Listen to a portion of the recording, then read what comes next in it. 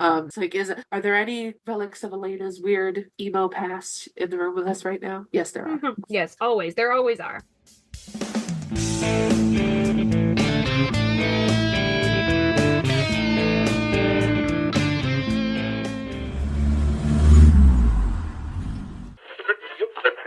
Hello, and welcome to Saving People Queering Things, the supernatural podcast where Elena discovered Canada.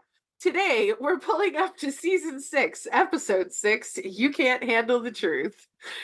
I'm your host, Elena, pronouns she, they. And I'm August. My pronouns are they, them. Hello. Hello. I bet you're wondering how I discovered Canada. I am very much wondering how you discovered Canada and what this episode has to do with that. This was I'll give it away early on so people can just get the spoiler. This was the episode where when I was watching it through for the very first time, this was the episode where I realized, oh, these people shoot this in Canada because the extra who plays the goddess or whatever, when she's like, I doubt anything that comes out of your mouth right now, I was like, wait a minute, this lady sounds so Canadian. Is this show set in Canada? And so I Googled it and found out it was. And that was how I learned that Supernatural was shot in Vancouver. I cannot believe it was the accent in a goddamn Monster of the Week that tipped you off. It wasn't the Vancouver landscape of the past no, 5 because I've never been to Vancouver, so I don't know. It's I've never so been Pacific to Central Northwest. America, so I don't we're not Central America, but the Central US. So I don't know the difference. That's fair. And I'm just so used to being from Vancouver. I'm so used to just seeing the Vancouver landscape and in shows. I've been seeing it in shows my entire life. So I just am used to being like, that's Vancouver, that's Langley, that's Burnaby. Yeah, it was funny. It was so funny for me. I heard her talking specifically, and I was like, a lot of these people sound Canadian, but she sounds really Canadian. And it was that line specifically where she's like, I doubt anything that comes out of your mouth right now. I really want to find out. I'm looking to find out what her name is. I want to find out what her name is. Yeah, because I think when I looked it up, I think she was. I want to. Yeah. Oh, she's literally okay. So Serinda Swan is actually from Vancouver. Yeah. So that actually makes it even better. It's not even just like a Canadian accent. It's specifically a West Coast kind of accent. That's very funny. So I figured out the show was shot in Canada because of Serinda Swan sounding really Canadian, and then immediately running to Google and going, this makes so much sense. And then you can just start recognizing locations and being like, I think we've been here before, but it was a different state. Yeah. Somehow. This doesn't look like Western Ohio. Yeah, Supernatural goes a lot of places. I've seen a map before of all the locations that Supernatural takes place in, and they steer away from places like Florida and Texas. They go there sometimes, but not a whole lot, because it's easy to make some states like Vancouver look like some places, and Vancouver area has a good amount of diversity. You've got some areas that are a little more they're very foresty. You got some areas where you've got some more flat land. You've got mountains. You got lots of places you can make them look like a lot of places. You got urban, you have suburban, you have small towns, but it's hard to make it look like the landscape of Florida. So yeah, well, it's what's funny to me is it actually does Pennsylvania is literally named Pennsylvania because it means Penn Woods. There's so much woodland here that they could have had way more episodes that take place in Pennsylvania, and I think have convincingly played it off, but they only I think I can count on my hand the number of times that they're in PA. It's they're in Philly once with the episode with Joe, and there's one shot of the city that's you can clearly tell is stock footage. Oh yeah, of the art museum, but we're that's what we'll pay for. We'll pay to get the one shot that we need to make it look like Philly. All the rest of Vancouver is just a back alley in Vancouver. They start shooting so many back alleys that when I go to Vancouver, because I don't live in Vancouver anymore, but when I go to Vancouver, because I live fairly close still, I will walk down and I'll look down alleyways and I'll be like, does this look like a Supernatural episode that was filmed here? Did I see Dean get shoved up against a wall in this one? Yeah, churches are the worst because they film outside so many churches that when I was in high school, me and my best friend at the time would go. I think I've told this story before, but we would go Supernatural location hunting, which just meant we would go and sit outside of cool looking old churches that we were either figured out that were in scenes. Anyway, it's the whole thing. It was I love that. Very 2012 of us. Listen, when I went to London in 2015 and I had one spare day where I was like, oh, I could do anything that I want today. I wandered around and found the outside of where they shot the house for Sherlock and took pictures in front of the 221B door. So I can't. We were all in our Super Who lock phases. And you know what? And I'm back in my Super Who phase. I refuse to be interested in Sherlock anymore. It just has no appeal to me. But I'm very much in the same boat. Doctor Who is back and it's great. Yeah, Doctor Who, I'm gonna need to calm the fuck down. It's out here getting me to start like 6 other podcasts. It's really a problem. Yeah, we are, as of like recording this, it is like January 11th. So the special came out just like a few weeks ago. So like we've just been introduced to the new Doctor. It's great. I'm so excited for this next season. Yeah, we're gonna have to, when we're not recording, have a whole separate like 40-year conversation about how much I'm fucking in love with 15. Already. Because, like, I'm sorry, a wet hot summer with Harry Houdini, excuse me? And so my question of the day is, if you had a chance to use this truth thing and it would not like result in murder of yourself, would you be interested to try it even for like a day? Absolutely fucking not. Okay, so I grew up, like, one of my earliest fandom special interests was the Chronicles of Narnia, and in the Voyage of the Dawn Treader, the character of Lucy like gets this opportunity to like hear it, like this magical opportunity to like hear what her friends are saying about her. And it goes awful, and it's like she messes with like magic that's not good to mess with, and it like ends up really like hurting her emotionally. And I think that like thing has always stuck with me, that like, do you really always want to know what people say about you behind your back? And like, not that I think that the people that are around me are going to say mean things about me behind my back, because like I trust them. I'm not worried about that. But like, do I really need to know the absolute truth about everything? I just think that is not going to be good for my anxiety. Which is already very bad. So I would not take advantage of that. I would prefer to repress those feelings. I think it's fascinating to watch other characters go through that, but I personally would never fucking want to deal with that. Love it as a narrative device. I love this narrative device, and part of my big beef with this episode, spoiler, is that I think it's really, I think they do it so dirty. I think they could have done so well, and I think not as good as it could be. But like, I love this concept. I'm curious to hear your thoughts on that, because I've always really liked this episode because of that element, but I'm curious how you think it can be improved, because I feel like I'm going to agree with you. Right. I used to really love this episode. I have liked this episode less every time I've seen it, including like we were supposed to record this episode a few weeks ago and we weren't able to. And so I watched it then, and then I watched it again today in preparation for recording. And I liked it even less than like I liked it several weeks ago when I made my initial notes. Most supernatural, well, it's not true. There are supernatural episodes, a lot of the supernatural episodes that I've found with this podcast watch have grown on me, like episodes I didn't think I would like or don't remember liking, that I've loved or I've just like found a lot more value in. And then this is one of the rare ones where I'm like, oh no, this aged personally for me worse. I think also like I heard some analysis by one of our friends over at Driver Picks the podcast on this episode, and I was like, oh yeah, that's really good analysis. Makes this episode worse. Anyway, that's what I enjoy so much about this show, is the fact that it has allowed my views of the show to evolve. Yeah, me too. I always come into it with like this is exactly how I feel about this episode. And yeah, there have been times where like I leave the episode feeling the exact same way, if not more validated. And then there are times where I go in like, yeah, I really enjoyed this, and I come out of being like, oh my god, what does this say about me as a person that I liked this episode? I'm so sorry to everyone. Like, oh yeah, for every like heaven and hell that I will defend to the death, no matter what anyone thinks of it, there is like, you can't handle the truth, where I'm like, oh yeah, no, I thought this concept was better executed when I was younger. There were a lot of like, we'll get to it. But yeah, to restate it, I would not take that in real life, even if there was no murder involved. My feelings are too easily hurt. Yeah, amen to that.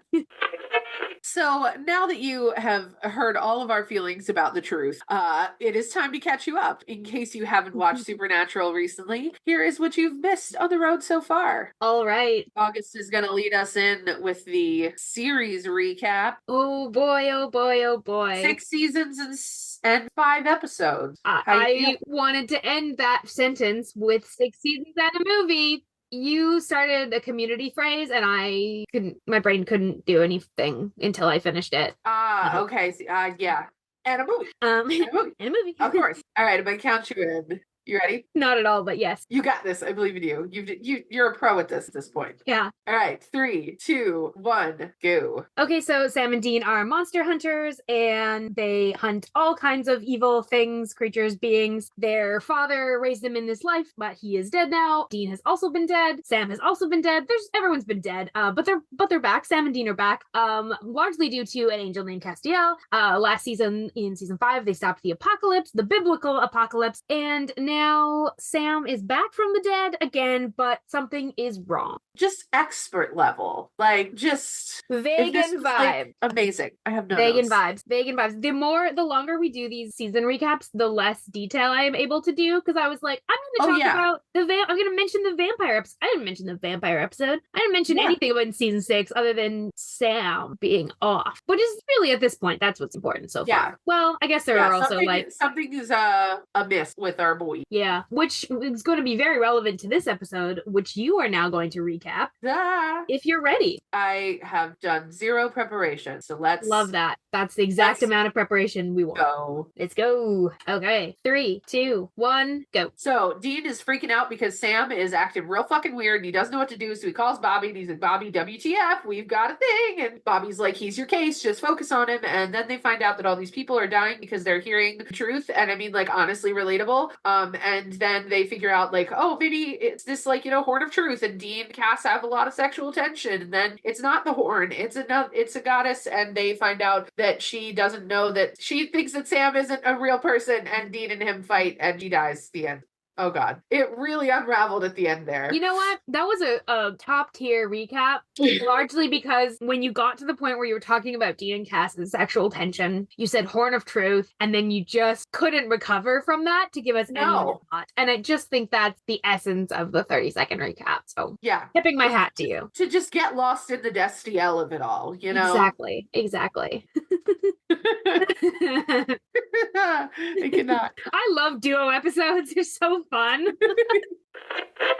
Now it is time for us to pick some music to accompany us on our journey. So here is what we have for this week's episode mixtape. August, what song have you got for us, sweet? The song I have picked for today is called Liar by the Arcadian Wild. I'm excited about the on-the-nose name, but I'm curious about the lyric choices. Yeah, it's a partly like vibe, but it's also like this song has a line like that goes, "My life's become this grand game of deception. We all feel this tension. We all have our own illusions." I think it's just kind of like the idea of like everyone's kind of keeping secrets, and like obviously Sam is keeping secrets in this episode, but also kind of this song feels a little bit more even like Dean is also keeping some secrets, even if they're not specifically like named. There's just a sense of like he's got all this like guilt and uncertainty about Lisa and Ben, and he's not telling Lisa everything, and Sam's not telling him everything. There's just like this web of like deception that's happening in this song. Just kind of felt that way to me. Yeah, it's nice. Good pick. What is your pick, Elaine? So, because of course, with any angsty episode, I have to reach back into, you know, my 16-year-old teenage angsty playlist. Oh, good. And so this week I decided to go with The Truth by Good Charlotte. We really went opposite poles on this, these choices. I love it. Yeah. This one is definitely like, it's got kind of like a sad sort of mournful like vibe in terms of sound. I really do feel like the song itself is actually very much like a song kind of like between partners, so it kind of more reminds me of like Dean and Lisa's sort of struggle that's going on, but also like the chorus of it is, "I want the truth from you, give me the truth even if it hurts me." And so I just feel like that particular line, like people are getting the truth and it is literally destroying their lives, and then there's a kitty. It's sorry. Jeez, come up. I'm so sorry. Say hello. Oh, kitty. Interrupting kitty. Interrupting kitty. I'm excited to listen to this song that you've picked. It sounds like it's a really fitting one, and I'm really interested in the Dean Lisa stuff in this episode, so I'm eager to hear your thoughts on that. Yeah, this was very much like this was on their album The Chronicles of Life and Death, which was like came out in 2004, so it was just that album art, angsty 14-year-old Elyana, you know, wearing like an anarchy bracelet that they bought from Hot Topic listening to Good bracelet Charlotte. from Hot Topic. I still have the Anarchy bracelet from Hot Topic. That sounds like a thing that shouldn't be real, but I absolutely know it is. It That is absolutely on brand is. for Hot Topic. Don't challenge me to go find it because I will, because it's room You somewhere. don't have to find it right now, but for all of our sakes, including the listeners, I think you should find it and send a picture, and we will post it to our Twitter. That sounds amazing. And we'll post it to our Discord as well. I will absolutely and happily oblige with that because I know it's in this room with me right now. It's like, are there any relics of Elena's weird emo past in the room with us right now? Yes, there are. Yes, always. There always are. So I guess that brings us, now that the mixtape is playing, to our main discussion. That is today's hunt. And that is a terrible transition that I said. And it works. Like Yoda. Like, it's fine. It's good. It's real. Sometimes the truth hurts. No, I don't know. I'm just trying to make a super joke about the show. But, the theme of this week is going to be listening. Mm-hmm. So let's talk about that, as they Yeah. would say on Good Mythical Morning. My first note is great. This episode, great concept, poor execution. Like, going into this episode, I remember the first time I watched this, and when you get the reveal that, like, anyone who asks for the truth gets it, it's like, oh, okay, this is gonna be, this is the kind of, like, juicy concept that shows up in fanfic for, like, the right reasons, and shows up in, like, not just fanfic, but that shows up in, like, it's such a good concept, is what I'm trying to say. Yeah, it's an excellent trope. It's a god tier trope. Yeah, you're like, oh, yes, a spell, people can't lie. And, like, spoiler alert, but, like, a pretty minor one. Like, this is not the last time even Supernatural will use a trope of kind of this nature in the show. Yeah. I will say that I think that the next time that they use this similar trope, I think it's better, personally. It's been a while since I've seen that episode, but I think it's better. And if you know, it's when we cover that, we'll come back to this in, like, that's season 13 or 14, I mean 15, I'm pretty sure. Ooh, but I'm trying to remember which one it is without saying any spoilery things. But yeah, why does everyone telling the truth mean they're actively atrocious to each other? Which I think is the first choice that they make in this episode that I don't like. Yeah, like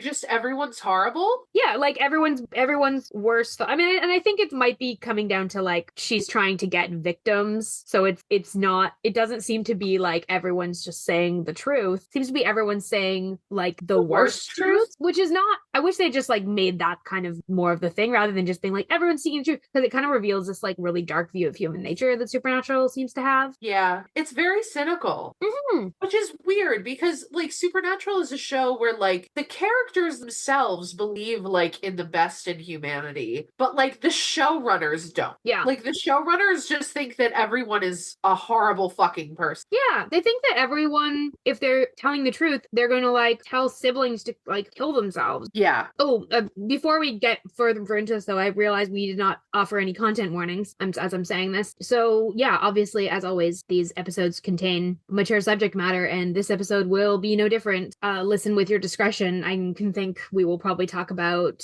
the sexualization of women and female characters, about violence. Any other particular content warnings you think we should give? Violence against minors with the friggin' dentist. Oh yes, yeah, sexualized violence. Mm-hmm. Yeah, and just, like, suicide ideation. Yeah, this one's a kind of a rough one content-wise. Yeah, guard your hearts, friend. Yes, listen with care. We will attempt, as always, to talk about those in the most careful way possible. But it really is sad, though, to, like I was saying, just that the writers just seem to believe the absolute worst of every person. Mm-hmm. Yeah, and like, women particularly in this episode get most of the victims that we get. Actually, I think all of them that we get initially, there is violence towards women at the center. Yeah, even if it's off-screen violence, and that is and sexualization of women. Yeah, the whole thing with the girl sitting behind me at the bar. Like, what was the point of that? It was to make a joke about how Dean likes women. The vibes are off. Yeah, they're very, very, very not there. Also, Dean at this point, important to note, in a committed relationship. Exactly. That, I'm so glad you brought that up, because that has always bothered me about that moment, because I'm like, Dean, 4,000% 1,000,000% would not have given that woman a second glance when in that relationship with Lisa. That is not the type of character he has ever been established to be. Exactly. Like, even when Dean is single, which he is like the majority of the time, of course, across the show that we've seen, he is a person who enjoys his sexuality and like engages in those kinds of relationships with a lot of like vigor and enthusiasm, which is great. And there's no there's no sex shaming that we want to be having here, but we've never seen like him when he is in a relationship. We've never seen any indicators that he would be gross like this. And I did not appreciate this joke. I would have been still mad about the joke, but less mad if it had been, if like Dean wasn't in a relationship. Like, that just like tipped it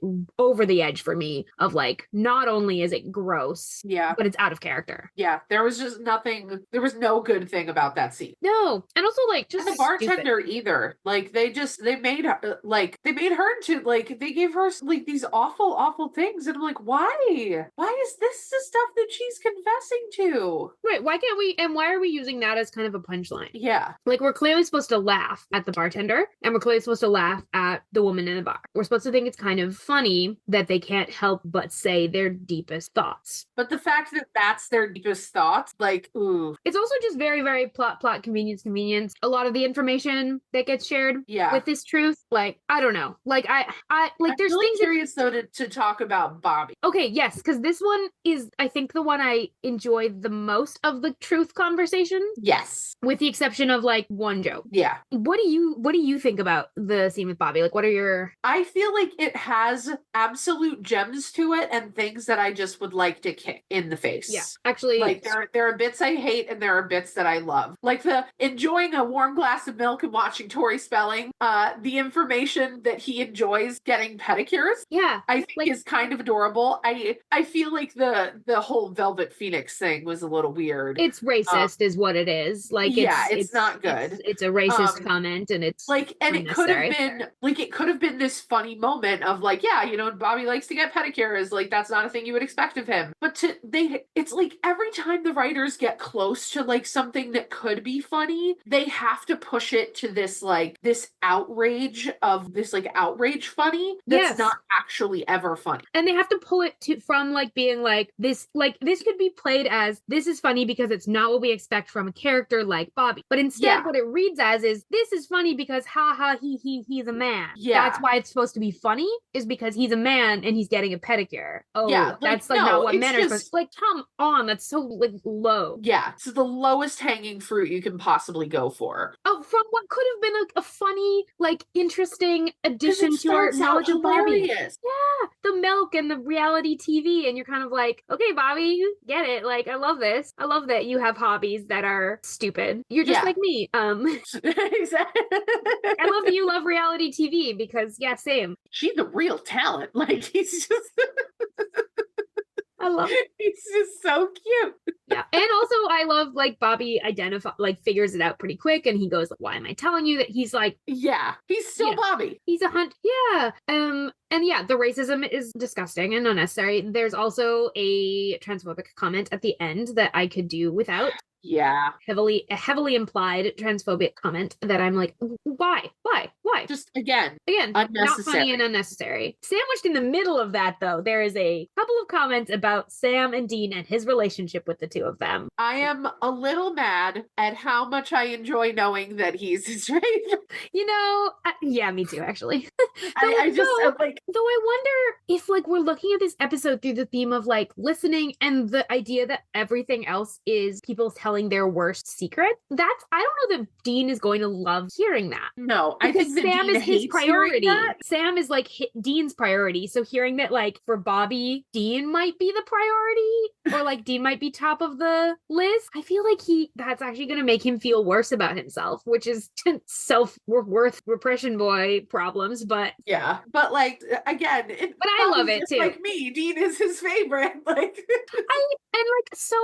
Sam. I mean, okay, Sam. This is not to discount what Sam's been through, but Dean has had very few people protecting supporting him in his life. And the idea that Bobby is one of those people is really meaningful, I think. Especially because, like, Dean is getting so kicked while he's down right now. Including by Bobby, who didn't tell him about Sam being alive. Like, Bobby's got some stuff to make up for right now. Yeah, it's just... Oh, and then the call with Lisa. Yes. Okay, this is another pet peeve from this episode. I love this call. I love that Lisa sticks up for Ben, sticks up for herself. She basically is like, you cannot be violent towards my kid. Like, this can't happen.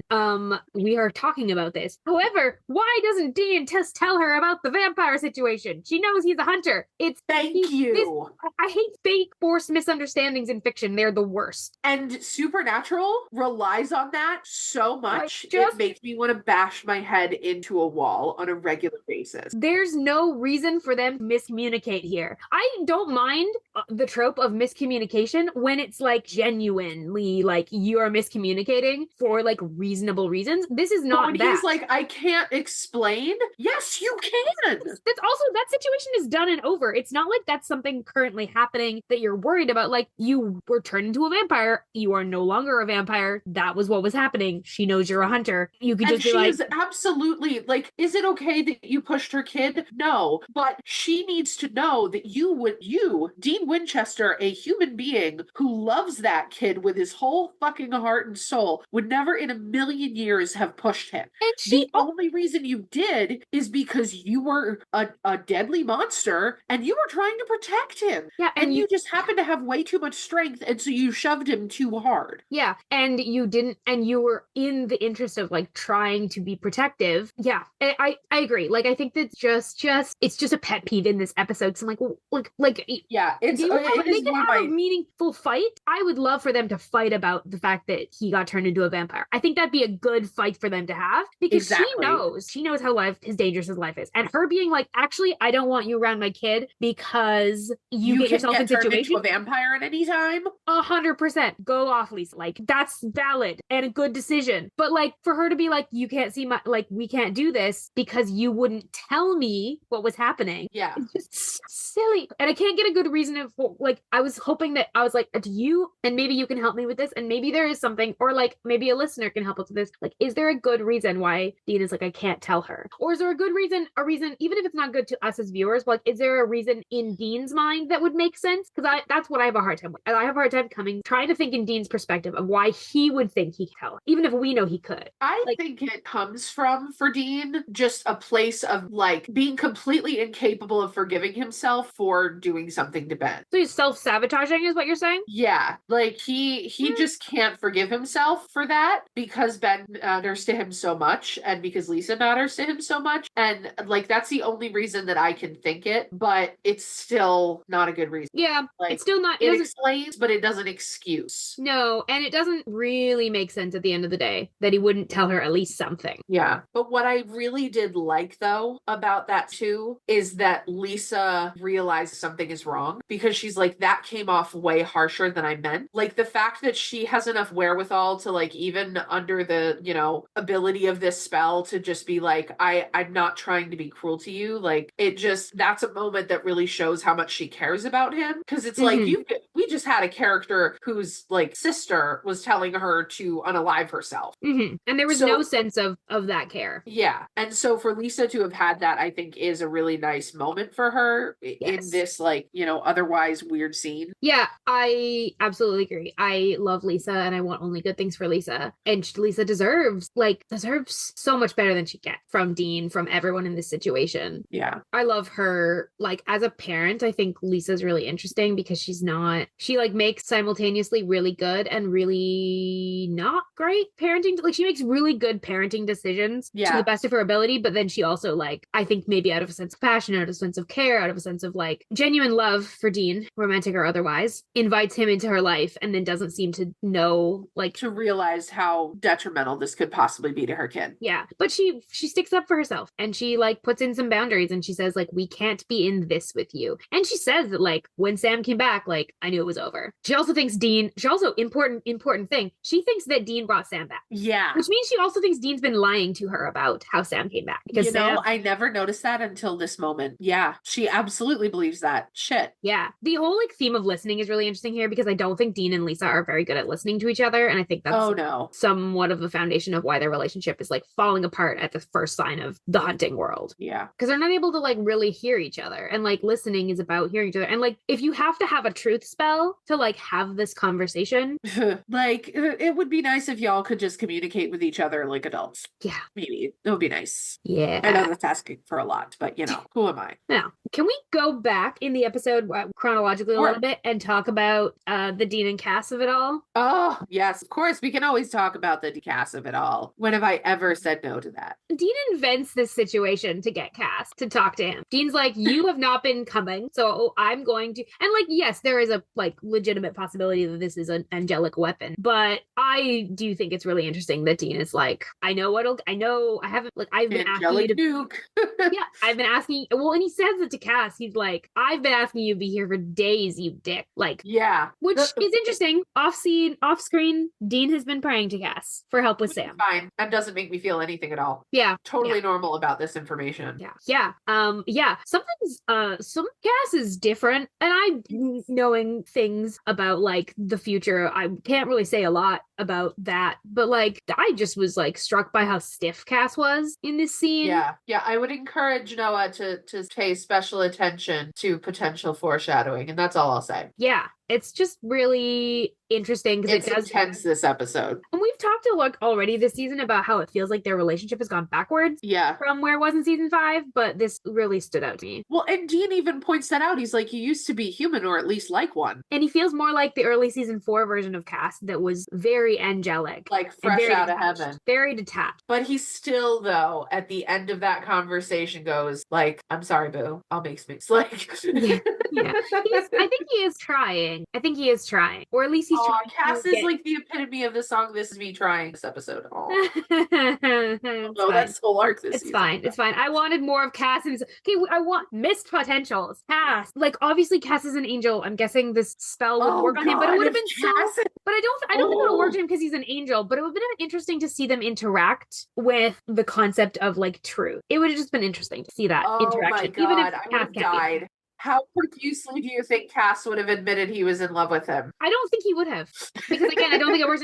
I wanted to see it flipped. I wanted to see Dean under this truth spell. That's my second point here, is that I wanted to see Dean under this truth spell. I think we do get to see it briefly at the end. Yes. Yeah. I wanted to see it more. I wanted to see it and him interacting with Cas under the truth spell. That's what I wanted to see. That would have been because the show would have been over about 10 seasons sooner.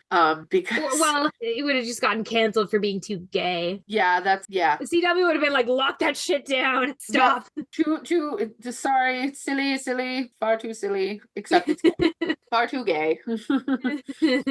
Too gay to be allowed. Mm-hmm. But yeah, you said Dean does. We do get to see Dean under the yes. I really do love that scene. Because it's it's so obvious how telling the truth he is. And as an aside, I do think this is like a behind the scenes-y sort of note, but I love how you can always tell when Jensen's acting with a cold, because like like that day he must have had the worst cold. Like I literally just have cold Jensen, but with like the exclamation point between it in my notes, because it's like, oh sweet baby, like he's like, it's a gig, and I'm just like, you're speaking through your nostrils right now, as I am at the moment.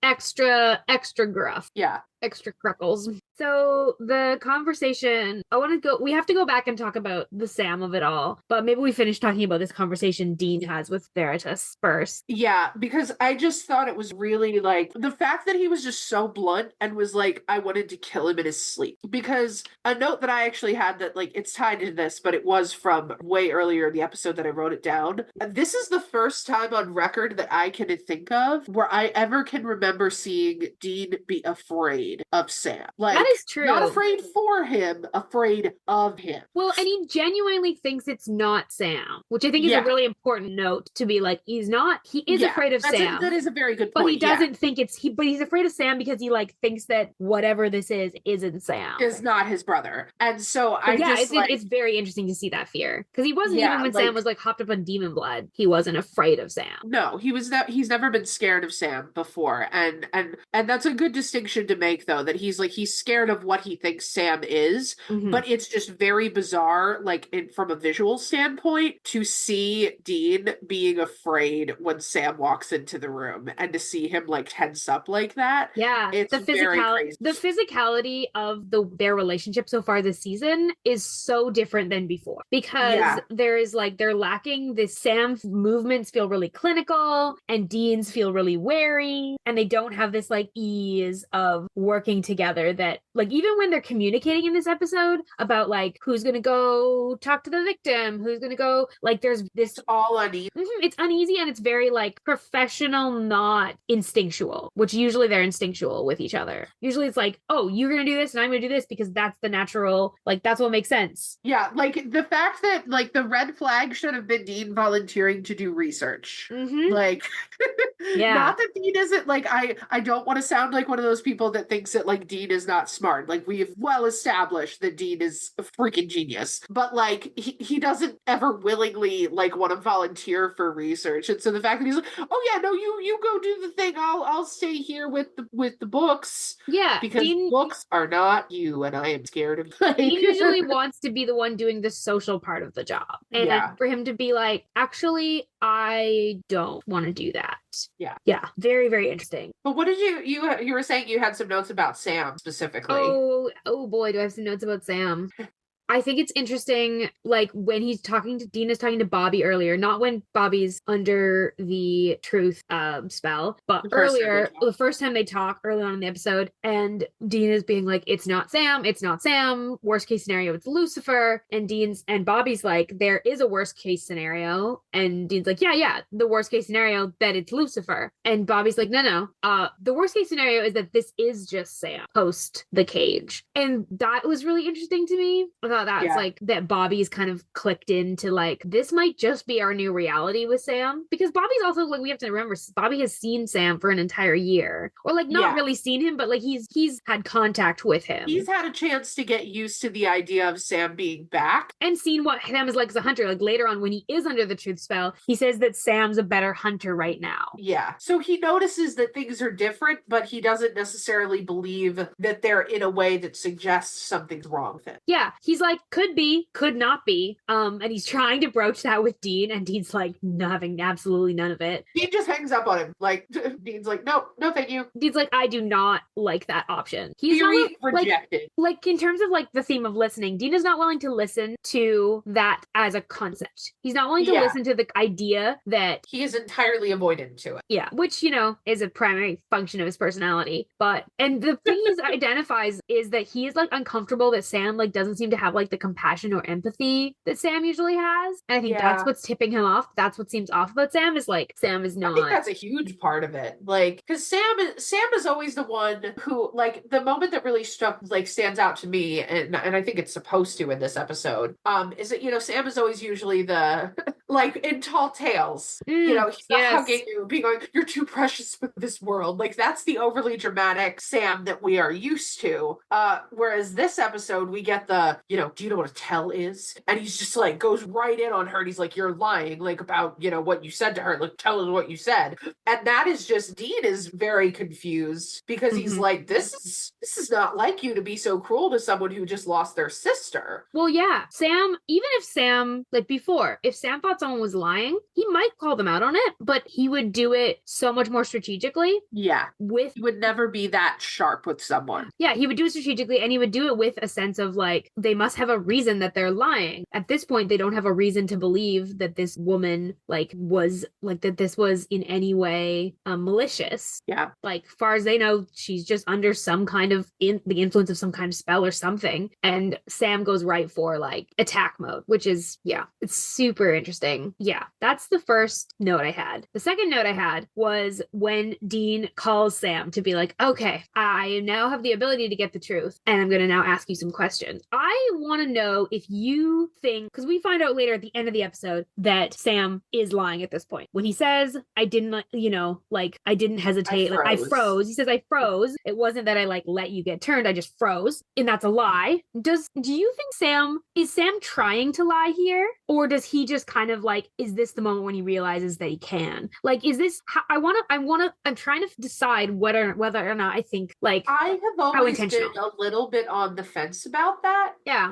I can't read it off of Sam's expression. In this particular rewatch, I felt like Sam realized it. I feel like he knew that he was lying, but he also realized that like nothing was stopping him. Right. And so he's like, that was why he tried to just continue to play cool, because that's his whole MO right now. Like, because when we find out, like at the end of the episode, he's like, there's been things that are going wrong with me. Like, I know that like something's wrong, but he's been dismissing that because he doesn't want to acknowledge that there's anything different because he feels fine. And so there's this really weird, like, I think he knows that something is up with it, but he just can't bring himself to care about it. Right. So it's like he is trying to lie to Dean because he's not going to just tell Dean that, I let you get turned, because he knows that's a bad idea. But it's not like he's trying to like break trust with Dean. He's just like, telling you is not a good strategic move, and I don't really want to tell you, so I'm just going to like kind of not tell you. It's not malicious. Yeah, so I'm just going to, and that is like the thing that breaks my heart about that moment is how quick Dean is to believe him, and how he goes, like the note that I had was, he's like, I thought I saw something, and then he says, I'm sorry, Sam. Ooh, and he only ever fucking pulls out Sammy when he's being really genuine and brotherly. And so to go from like at the beginning of the episode being like, you need to figure something out or I'm gonna shoot him, to like he thinks that he gets the truth and he immediately accepts it. Is this the moment when Dean figures, like, goes back to Bobby's theory about like maybe this is just Sam? Is that the resigned thing that he's doing here, where he's like, oh shit, you're not lying, Sam? Yeah. Like, I wonder if that's where he's going. There's something about him that's different, but he's my brother. He's Sammy, and I have to be there for him, and I have to look out for him, and that's the way that it's always going to be. And so, yeah, I think there is a resignation that comes with that line. Like, that's a really good way to put it, I think. Wow, I appreciate that analysis a lot. I appreciate that observation a lot. I had not picked up on that. It breaks my heart every time. I will say there is a moment that Sam actually does feel the most like Sam that he's felt this season, and it's actually after they kill Veritas, which, by the way, also side small point, way too easy for them to kill gods at this point. Yeah. Why make her a god if you're just gonna make her that easy to kill? Yeah, if she's just can get stabbed with knives. They're too OP for this. Like, make it more difficult. I know she's a plot point, not an actual villain, but like make it more difficult. Yeah. Or make her not a god. Make her like someone who's cast make her like a muse or something. Like, I don't know. Yeah. Make her just like make up something. Like, I know they like to do actual like lore, but like just anyway, that's a small thing, neither here nor there. But like afterwards, Sam and Dean do have a conversation about how now he knows that, like, Dean knows that Sam has been lying, and Sam like kind of comes clean in a fairly genuine way. He's like, this is true, God's honest. Like, I'm like, okay, you actually do sound a little bit like Sam Winchester right now. That's a little nice. Sounds like he cares about the fact that he fucked this up by not telling Dean the truth. Yeah, but then he gets punched in the face, which deserved the punch. Yes, the like beat down. The beating, no. Like, come on. Like, that was Dean being Dean, and he needed to calm the fuck down. I agree, but yeah, a swing warranted. Yeah. Especially because like the point that Dean zeroes in on, he's like, I could have killed Ben. I think that's what he feels like. He feels like Sam is responsible for the fact that he could have killed Ben, and I think that's like where this anger is coming from. Agree. And he's like, I just noticed that you also have that note written down of that line. I do think it's like great line delivery from Jared. The like part where he's like after Dean says I could have killed Ben, like Sam is like, that should have stopped me cold. Like, I didn't feel it. Nothing scares me anymore because I can't feel it. Like that. Oh, it's such good line delivery because he gets this like it's kind of simultaneously panicked, but also like I'm kind of triumphant that I can't feel anything. Like it feels good that I can't feel anything, but that I know that should scare me, but it doesn't, and that's scary. Like that's kind of I just saw this note that you have, and I'm gonna need you to say it because now I have 800 more feelings about this episode than I had prior. I think that Sam is acting like John. I think the idea that nothing scares him, that he can't feel it, that he can't perceive of like the emotional consequences of his actions is very John. That's all I had to say on that. I don't like that you've made me feel this way. And it do you want me to make it worse? Sure, let's do it. That's why Dean feels so unsafe, because it's reminding him subconsciously of John. Oh, it's so much worse. Hey, I asked you. You could have said no, but you said yes. I could have said no.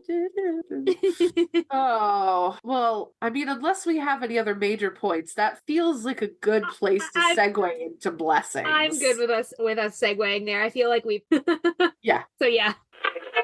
On that note, let's wrap things up. It's now time for one of our favorite sections of the episode, our character blessing. August, who have you got blessed this week? I'm gonna bless Lisa. Yes, I love this. Girl deserved to be listened to and is not getting that from the person that she should get that from. And she also deserves the truth. And it sucks that Dean gets to hear the truth from her that he needs to hear. Like he needs to hear that hard truth. But she does not get to hear the same from him. And I hope that she gets that because she deserves that. And also a blessing to her for like sticking to her guns about her and Ben can't be in the hunting life. Oof. Yeah. Am I allowed to do a double blessing? Yeah, do it. Please do. Okay. Well, because the second one came to me as you were talking. And so that's the one I'm going to lead with. I would like to bless Ben. Yes. Because Ben doesn't even get the benefit of getting to talk to Dean after this happens because Lisa, rightly so, is protecting her son and keeping him from him. But also, Ben is probably sitting there blaming himself for this somehow. And just wants to talk to Dean. I guarantee you, all he wants to do is talk to Dean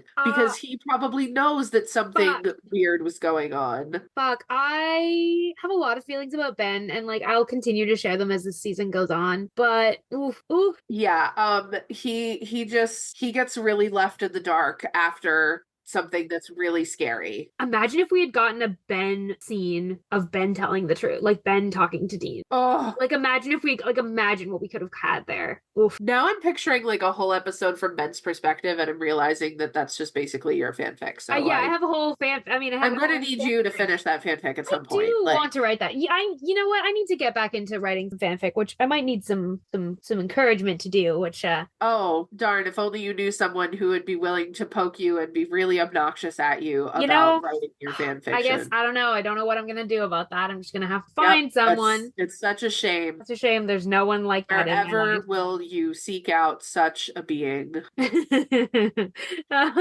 you said you had a double blessing. So who's your other blessing? And so my second blessing goes to Cas. Yeah. Because of reasons I can't even elaborate on, but just there are emotions and experiences that Cas is going through at this time that are not good. And he requires a hug, I think, from Dean. And he's not going to get one anytime soon, and that makes me mad. So I would like to hug Cas in his stead. Yeah. Because he very clearly wants to help. He just doesn't seem to know how right now. And that's like a very frustrating position for anyone to be in, let alone a, wavelength of celestial intent. Yeah. To be that powerful and have a situation in which you are powerless, I can't imagine is very fun. No, that's a really nice blessing. Thank you. Big hug for That's what we got for today, folks. Yeah. Thank you, my friend. This was chaotic duo episodes are always a pleasure. Yeah, this was a great discussion. I simultaneously I feel similar about this episode to how I felt before, but I feel like with more depth. Congratulations. I like more. You've made me dislike it a significant amount more. Hey, you know what? And you have given me some really good insights into Sam, particularly in this episode, that have made me appreciate those moments more. So that's what it's all about. Exactly.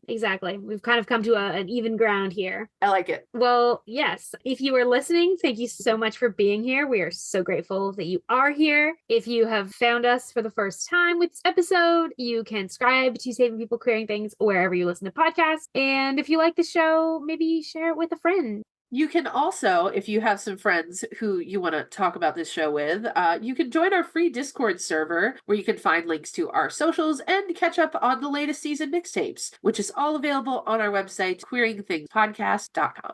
Also out now, Queering People Saving Throws. Our main crew, along with KJ of Supernatural Opinions, are taking a dive into a queer D&D adventure, releasing every other Friday right here on our feed. Be sure to ride along with us next week as we explore Season 6, Episode 7, Family Matters, through the theme of resistance. Thank you all for coming along for the ride, and we wish you a peaceful road until we meet again.